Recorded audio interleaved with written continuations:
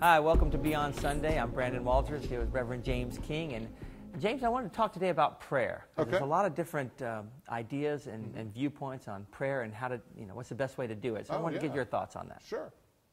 Yeah, in unity, the fourth principle is based on the idea of affirmative prayer and meditation is how we connect to the divine.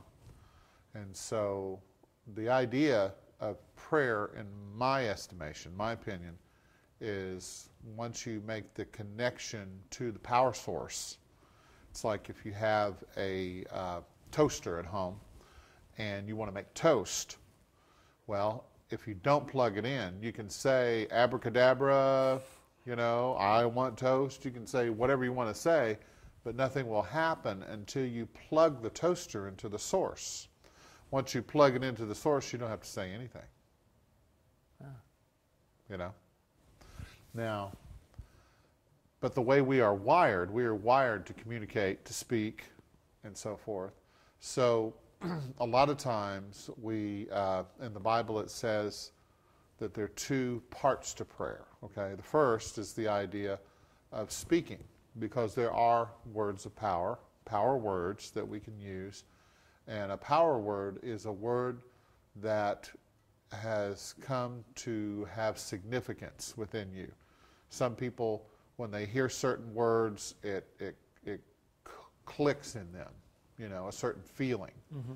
And so we learn to use words that mean something to us, okay? And so asking is the idea of whatever you wish, whatever you want, whatever you desire.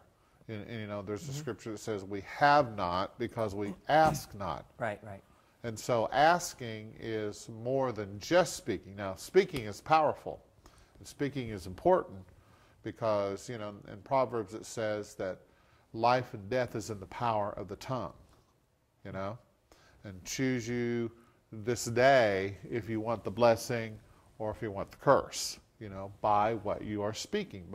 And so, but first we have to ask, but we have to be in alignment with our emotions, with our feelings, with our desires. We can ask for something, but if we don't really believe it, then there's no power to it. And there's another scripture in Matthew that says, we will give an account for every idle word that is spoken on the day of judgment. Okay? And a lot of people like to turn that into something about the afterlife. We're going to all be judged. But really what that's saying is that when you speak words that have no power to them, idle or empty or barren words, then there will be a day when you will reap what you sow. A day of judgment, see. Okay. And by idle, we're talking negative, or is it more, it sounds to me like it's neutral, but, in the words. Right, it yeah. Sounds, but well, it seems like the meaning is more negative. Yeah, well, actually, it's words that we use sloppily because we don't realize the power that is within us. And if we're plugged in to the divine, if we're plugged in, then whatever we ask for, we will have. Good or bad. Right. Exactly. Yeah. Exactly. So, but the idea, if you're plugged into the divine, it's always going to be good. Yeah. Well, that's okay. Right, yeah. But what happens with a lot of folks is they have learned to use that power in a negative way, and so they curse themselves. I was at a store the other day, and there was a gentleman who was in the line, and a lady stepped in front of him, okay? And he just blew up, and he started, just talking really loud. Well, this is so rude. I can't believe that this person stepped in front of me. And then all of a sudden he said, this is the story of my life, just really loud, Yeah. And what he was doing is he was affirming that this is the story of his life, that this is what happens. Somebody always cuts in front of him. He's always cheated. Victim. He's always a victim, right? And so it's important that we learn to use our words in a positive way, but the key is not just being positive, but it's being plugged into the source so that when we speak, our words are powerful. Our words do create something. And when you say plugged into the source, an example of that, or how to get to that point. Because you can speak a prayer, right. And as Greg Braden says, it's more about your feeling nature. Right. You don't have to say a word, right. Or a prayer can be not asking for something, but being thankful for already having it, even though you don't see it. I mean, there's a lot of different aspects of that. So when you say plugging into the source, first and foremost, plugging into the source, so how does that happen? Yeah. One of the words for prayer is the idea of to make a demand on the power source, okay? And so it's the idea that if I'm plugging into the outlet, I'm going to get electricity into that toaster, and it's going to work, okay? Now, I have every confidence, because I've done it over and over and over, that when I plug that toaster in, I'm gonna be able to make toast as long as I have bread, and the whole thing. Push the lever down. Yeah. Exactly. Do what needs to be done. And so it really is a matter of belief and trust and confidence and faith, which in our society, we teach our children not to trust themselves. We teach our children not to have faith in themselves, to not be confident, to trust someone else, that someone else knows better than you know about your own life. But empowerment is the idea of getting the confidence and the belief and the trust and the faith that you have your own individual connection to the source. And once you know that, and the way you do that is to learn trust and to learn how to align yourself, which basically is meditation, okay, which is the other half of prayer, okay? And the idea of meditation is to be receptive, to be open, because if our mind is filled with thoughts and negative emotions and negative scenarios, then we're too full to receive. And so we have to empty out the mind so that we can be receptive to those divine thoughts, divine ideas, divine feelings, of creativity and joy and prosperity and all the good stuff, But we have to empty the mind. If the mind is already full, then you're not going to be connected to the power source. Make sense? Mm-hmm. So you have to empty the mind out in meditation and be receptive with the idea. That's the first thing I have to do, is I have to empty myself and connect. Getting quiet and still. Right. Is that where the emptying comes from? Yes. Okay. Yes. Right. Getting quiet and still. And sometimes it's just, for me a lot of times, if I feel myself out of balance, if I'm not in harmony with what I'm doing, okay, because sometimes, we're not conscious of where we're walking, and we step certain places and we trip and we fall and we break our ankle. On your shoe. Exactly, yeah, we do that too. You can step in it in a hurry. You sure can. And so it's the idea, by being in alignment with my surroundings. And to do that, I just take a deep breath and I just let go of my thoughts, and then I just focus on my feet, I focus on the ground, I focus on the chair I'm sitting in, I focus on everything around me, and by doing that, I'm plugging in to the divine source that's already here. It sounds like you're just becoming present. Yes. I mean, like really focusing on what's right here, right now. Because exactly. What our mind tends to do is everywhere else. Right. But right here, right now. Right. I mean, it's a perfect example when you drive a car and you get somewhere and you have no idea that you even just drove it. Your yes. mind has been somewhere and you're just That's thankful right. that you got there. Yeah. You yeah. didn't kill somebody or yourself or whatever. Absolutely. But, that whole getting in that present state, you had mentioned the word satori. Yes. In the sermon the past Sunday. Right.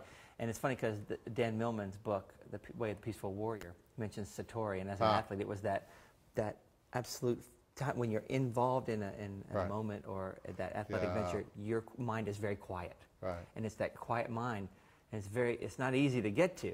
But I find that when I go into meditation, or if I just stop for a second and try to focus on the divine presence within, right. yeah. I'll all of a sudden notice my shoulders just were totally tense. Yes. My whole body was tense, and I was like, and absolutely. I relaxed and go, Yeah. My gosh, I've been walking. How long have I been walking around Right, like that? right. I'm exhausted now. Yeah. You know? Now that I think about it, I'm exhausted. You know. Very good. Yeah. But that's. I mean, it sounds like Yeah. what you're talking about. When you can find something like that to focus on, all of a sudden you relax, and I guess that's when you plug in. Yeah, because you're in the receptive state. Because the brain is a receptive instrument. See, the brain isn't what creates. The brain only receives. It's the mind behind the brain, which is what we really are. The mind or spirit that we truly are, that feeds the brain, is where the divine ideas come from. But it is the brain that has to be receptive. And so if our mind is full of words, and it's full of the media storm of philosophy of the day, you know, the attitude of the day, the words of the day, then it's going to block us from being in tune with our surroundings. It's like the Native Americans were so in tune with nature, you know, they were so in harmony with it that they were plugged into the divine. They were totally plugged in because they were because God is. I am that I am. Right. And it's the idea that when I become present, then instantly I'm merging with the universal force that is here now. You know? And it's as simple as that sometimes. Let's say we get plugged in. Okay. What are some options for how to go about prayer at that point? Okay.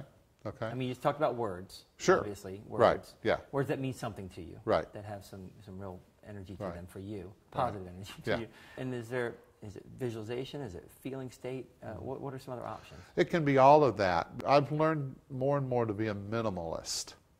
You know, when I first started praying, I would just say all kinds of stuff. Your feng shui. You know, you got a feng shui yeah, prayer. the shotgun prayer. Yeah. You Oh, know, yeah. Well, that's just totally shooting different. everywhere. And what I've learned is it's not just about all of this, but it's about being focused and being centered in myself and speaking from that place.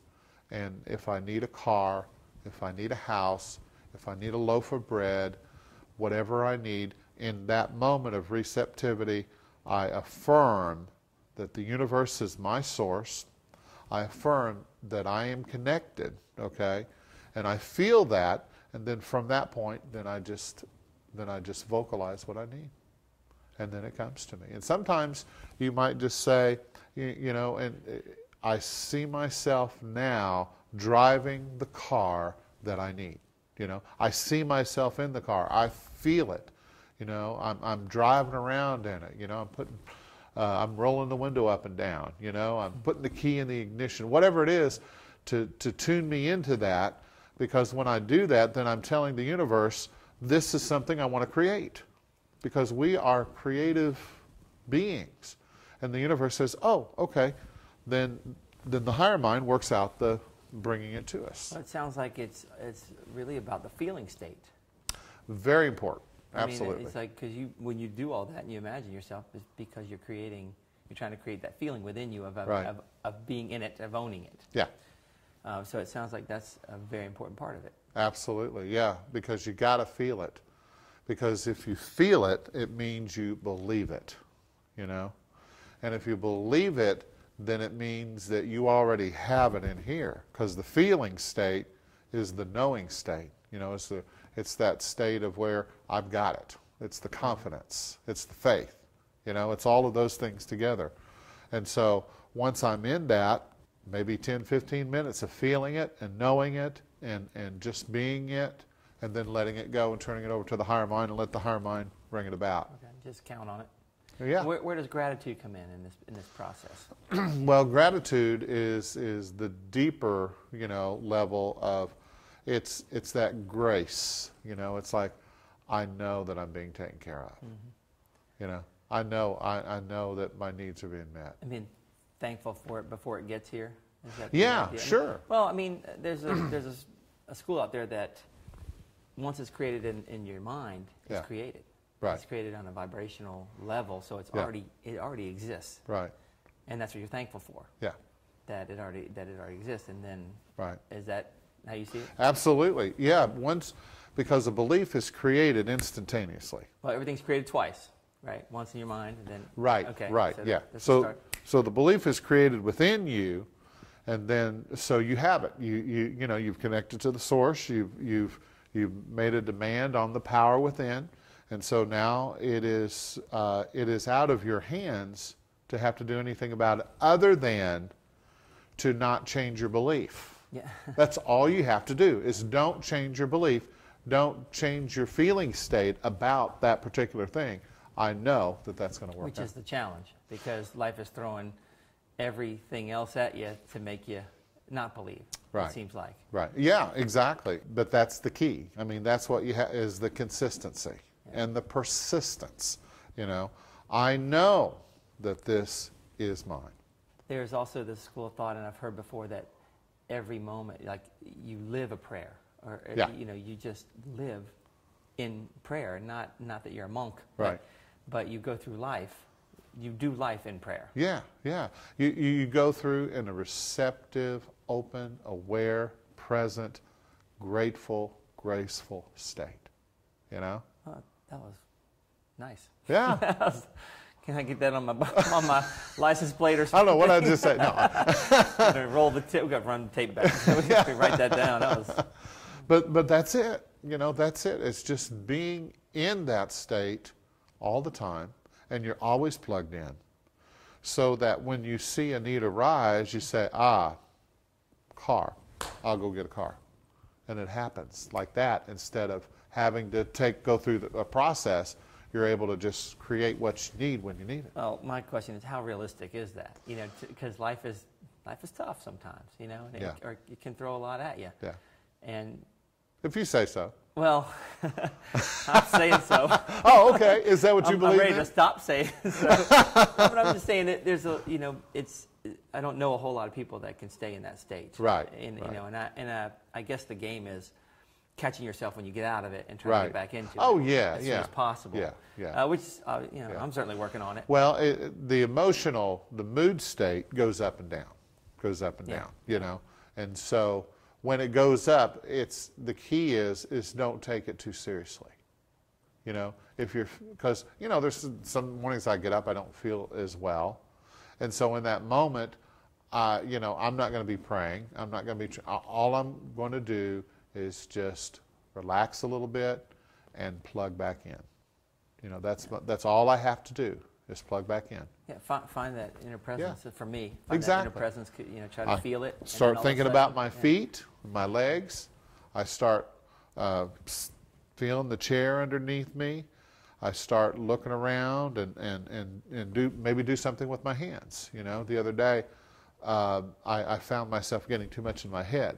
I had that tension in my body, and I saw myself almost fall, and I thought, okay, I'm out of alignment right now. What do I need to do? And so the thought came to me, well, I need to put these stools together, you know. Yeah. So I sat down and I started, you know, with the wrench and started putting them together. And do you know that just the activity of doing that, these creative thoughts started coming to me. And I started talking to somebody, and we had all these wonderful ideas about some things that we needed to do. But I never would have had that. Yeah. You see what I'm saying? Well, it's what I was talking about. That's for athletes, Satori. Yes, You're yes. involved. You're working on this. So your mind Right. is quiet because it's focused here, Yeah. and then it quiets all that rest of that junk because you're present. Right. You have to be present to do Yeah. this. You know. Yeah. Yeah, that makes perfect sense. Yeah. Well, Absolutely. I think it was just last night or Okay. 2 days ago, I had a revelation, had a thought Okay. that came to me. I thought was really cool. That instead of seeing, what if you switched the question from, or the statement from, things happening to me to things happening for me. Okay. And so, you know, and I don't know if I even expressed it right, but it was, Yeah. what if it's that instead? Instead, it Yeah. never happens to me, it always happens for me. Right, right. So, you know, you get a flat Okay. tire and you say, well, this didn't happen to me. Actually, it happened for me because it may have prevented me from an Right. accident. Because Right. it slowed me up a little Right. bit or something like that. Right. So I thought, man, that might be a nice way to look at things when they happen. And Yeah. go, okay, you know, this happened. This always happens for me. Right. I mean, that is the truth. I like that. And so Yeah. what if I just shift my thinking and try to figure it out real quick? What could it have been, you know? Right, And I right. think that might be helpful. I think that's Might be excellent. helpful. But I was like, hey, that's excellent. I need to write a book. Yeah, there you go. It's a whole page. Everything is for me. Nothing is against me. Yeah, you know? And that's what it comes from, is that. But to use that kind of practically, I guess, in a way. So, well, I appreciate your thoughts on prayer. I mean, it's we're just scratching the surface. Yeah, I mean, there's so many different ways to look at it, I think. Right. But I think just talking about it is good to get a conversation going and getting, hey, first of all, connect to the source. Here's a way to do that. Right. And right. then there's a number of ways to do it from there. Yeah. But really the key is, can you live it in that state, you know, as much as possible. Yeah. And then you're praying all the time. Right. And wouldn't that be nice? Yeah, your life becomes a prayer. You know, you become a force for good in the world. And so everything you do, you say, you feel, you think, is part of that energy that is creating a more positive world. Well, you guys have a song. I mean, you have a song you do that every thought is a prayer. Yeah. And, our thoughts are we're prayers. always praying. We're always praying. And I think that's powerful, because if you think that you're always praying, you start going through your day, you're going, whoa, might be praying for the wrong thing, you know. That's not really what I want. Yeah. So, but I think that's a great. First of all, I love the song. Yeah. It's a really absolutely very relaxed. Talk about connecting. Just listen to that song, you connect pretty nicely. So. And music is a great way to connect. Yes. You bypass the mind and you go directly to the feeling. You know, because that's what music does. It awakens your feeling, and we know that now that classical music is very powerful in doing that. But any kind of music, to be able to open you up and to get you in that receptive state, you know. So. Well, there you go. You can use music to get into prayer, I guess. Right. Okay. Yeah, and we do that a lot, you know, around here, because I'm very musical, but, you know. The whole family. Yeah. And so music is a gateway to the soul, you know. It's a gateway to spiritual energy. And so a lot of times, you know, man, playing the guitar for me has been very powerful. And it's a gift that my kids have too. All three of my sons are musical geniuses, you know. Yeah. And they have this gift whenever they're down, they're not feeling well, they'll just sit down and start playing the guitar, and that rhythm will put them into an altered state of consciousness and more receptive. It's a beautiful thing. Well, I appreciate you talking to us about prayer today. Okay, I enjoyed it. Great information. You know, if not for anybody else, it is and for I me. appreciate what you had to say about it too, man. Oh, thanks. Excellent. Well, Good stuff. Keep on reading. Something's going to take hold in eventually. We'll just keep talking about it. We'll learn something after a while, you know. Thanks, James. Thank you, Brandon. And hope you guys learned something. We'll see you next time. Thanks.